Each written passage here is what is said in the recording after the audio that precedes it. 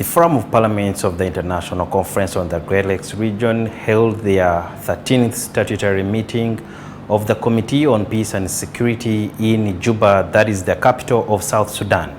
And one of the major issues that were discussed was that pertaining the security situation, where they looked at the report that was issued, and it indicates that during the fact-finding mission it has been noticed that there is continued conflict and violence in Eastern Democratic Republic of Congo, a matter that needs to be handled so that there is tranquility in that part of the region.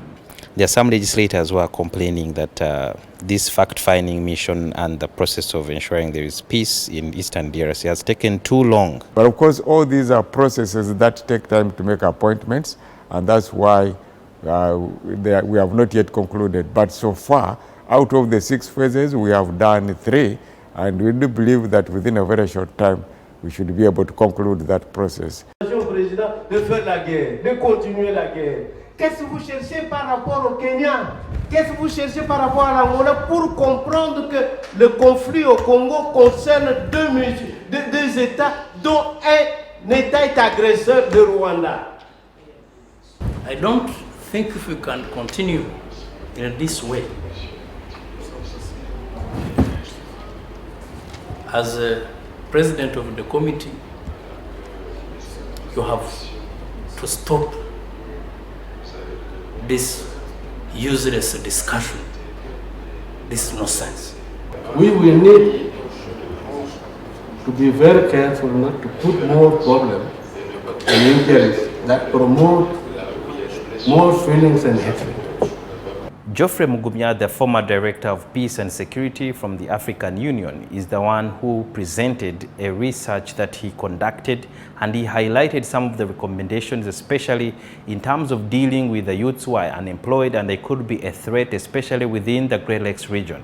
In his recommendation, Mugumya also said that the parliaments within the Great Lakes region should tackle the issue of women because they suffer the most blunt when it comes to conflict.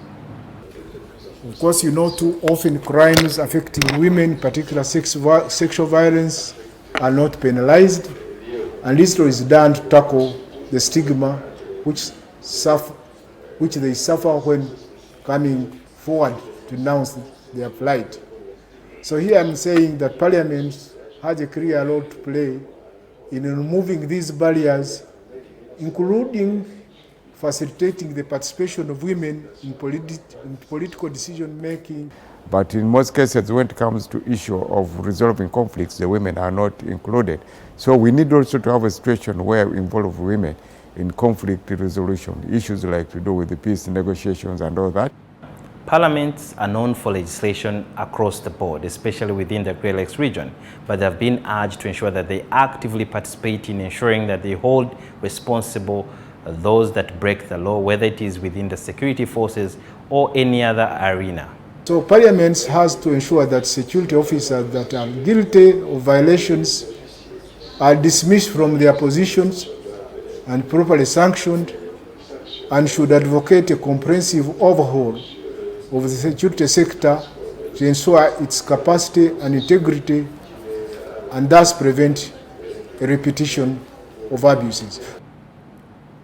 Later on after the meeting, the two parties that were confronting each other, they managed to shake hands and try to put that aside. But it is a matter that needs urgent attention, especially for the people who are handling or those who are championing the peace process of ensuring that both sides come to a round table and have a discussion or dialogue to end the protracted war, especially within Eastern DRC. Sudhir Byaruhanga, NTV, Juba, South Sudan.